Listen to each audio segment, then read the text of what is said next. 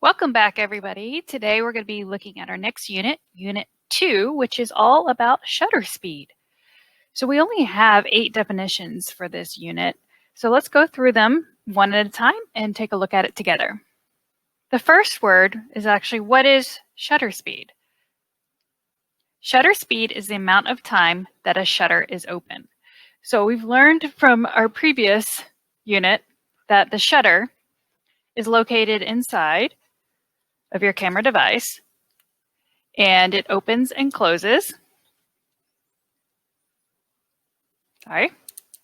It opens and closes as you push the shutter release.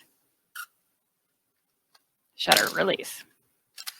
Okay, so you can adjust the amount of time that the shutter is open in on your shutter speed, and we're going to learn how to do that in the next lesson. Okay.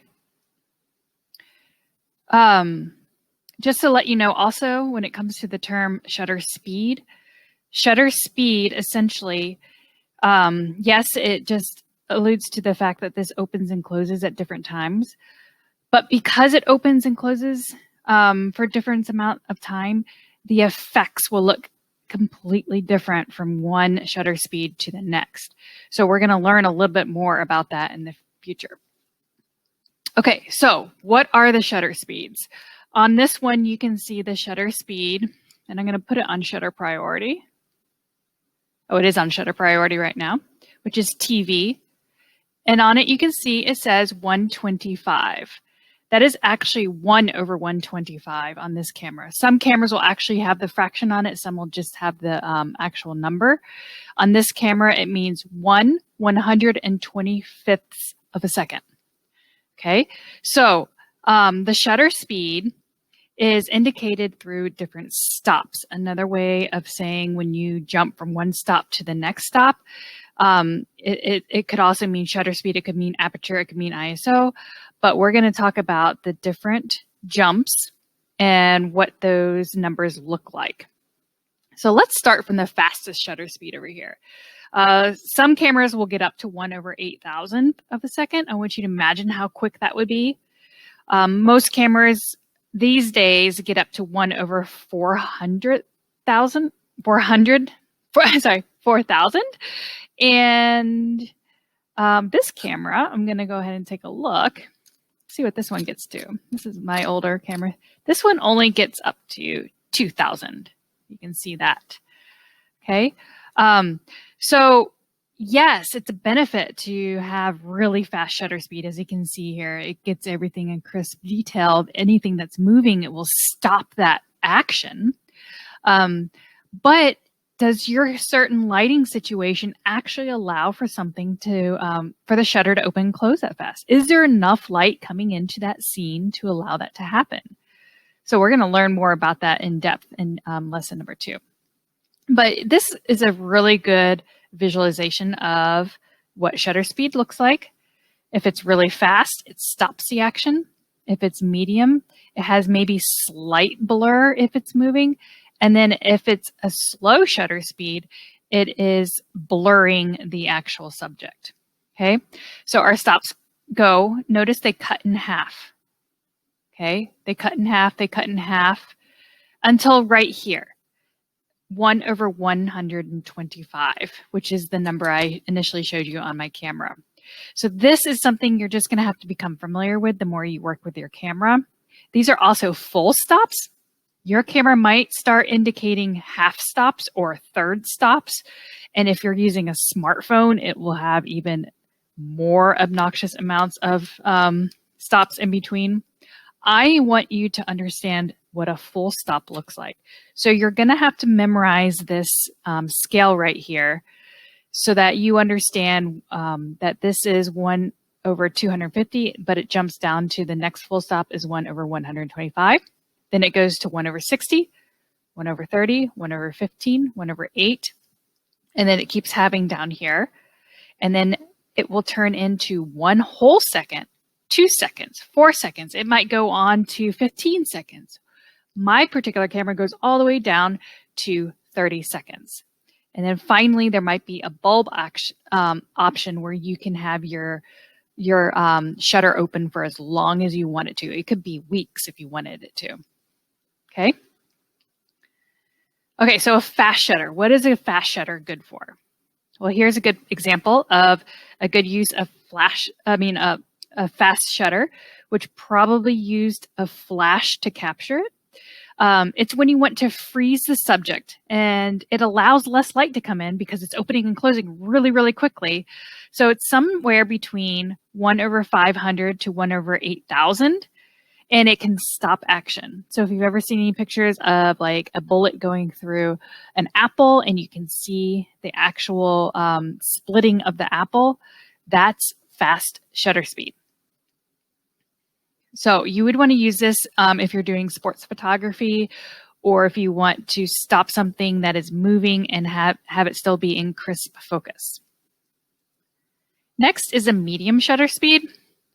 This shutter speed is anywhere between about 1/60th of a second to 1/250th of a second. This still allows you to hold your camera, but it doesn't stop any action. So if this lady in this picture started spinning around really fast, it might blur some of her. But since she's posing for this picture, then it's actually going to work to have your shutter speed set right here. So you can tell this is probably a low light situation, and that is why this photographer had to use, well, it's actually, she's the photographer if you don't know this. It's Cindy Sherman. But she set this up on a tripod, and she had to use a medium shutter speed because there probably wasn't enough light in the room to do anything fast. So she was able to hold this position for a while, and it worked for this. So a medium shutter speed is going to be good for something like portraits where somebody's staying still. It would also work for still life, landscape, anything like that. And you can still hold your camera. Because you're holding it as long as you're holding it above 1/60th of a second. So that leads me to the purpose of the tripod. So the tripod, as I've shown you before, okay, it's a 3-footed stand, and it's used to balance a camera. It's used mostly for slow shutter speeds. Anything under 1/60 will have camera shake. So your rule of thumb is if you are setting your camera and you're using a shutter speed of 1/60th or faster, then you should be okay. When you're holding your camera, you hold it like this. You don't hold it out like this. You see my chicken arm right here? Okay, that creates very minimal stability. If I hold it like this, I've got my arm close to my body like this, and I am cupping it underneath right here. I can easily work the focus like this. It's not out like that. So make sure you're holding it like this when you pull up to it. It's going to create more stability. So you can hand hold anything 60th or faster. But underneath that, you're going to need to have a tripod. And the reason you need a tripod is because it will create camera shake. Camera shake is the idea that you are holding your camera, and no matter how careful you try to be, you can't help it. But your body is slightly moving as you're taking picture. Even the action of pushing that shutter will create a little bit of camera shake. So if you don't have a tripod, you can use a table or anything stable to set your camera on top of. Another reason that people would use tripods is if they're doing self-portraits, or if they need the camera to stay in one single spot every single time for some reason that they're taking the picture. So it's going to be used for multiple reasons, but one of the reasons is to reduce camera shake. Okay, so a slow shutter. A slow shutter means anything that's moving in the picture will be blurred.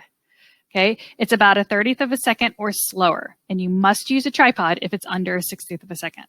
So in this situation, you see the water is moving and it looks like it's streaking. That's because it's a slower shutter speed and it's blurring all of that action together. These people are staying still for the picture and the water is moving. So you can create some really cool blur effects. The bulb setting. On my camera, I have something called the bulb setting. Your camera, maybe you can do 15 seconds or 8 seconds. But the bulb setting will allow you to literally draw with light. So you can leave the shutter open for as long as you want to, and you can draw with light, but you must have a very dark setting. So you can tell this was taken out at night, and somebody had probably a small flashlight, like maybe a pen light, and was able to draw these words using a light. So it must have been a dark situation. Probably took about 10 to 15 seconds to make this. And then the shutter would close again. And so you can see this in digital cameras immediately, whether or not your light effect is working. We'll learn more about this in the next lesson. And finally, our last vocabulary word is Edward Muybridge. And he is, I'm bringing him up because of the shutter speed unit. He's known as an American photographer who made a series of photographs of running horses and other characters, people. And this was the first time that anybody was capturing fast speeds. And in this, it was also the first time that they actually found out that a horse lifted up all four legs at one time. Whereas before, because people couldn't see it, they thought that perhaps the one leg was touching at all times. So this was kind of the start of using shutter speed for scientific reasons and just for curiosity. But he's somebody that you need to know about. That's it for our shutter speed vocabulary. Thanks for listening.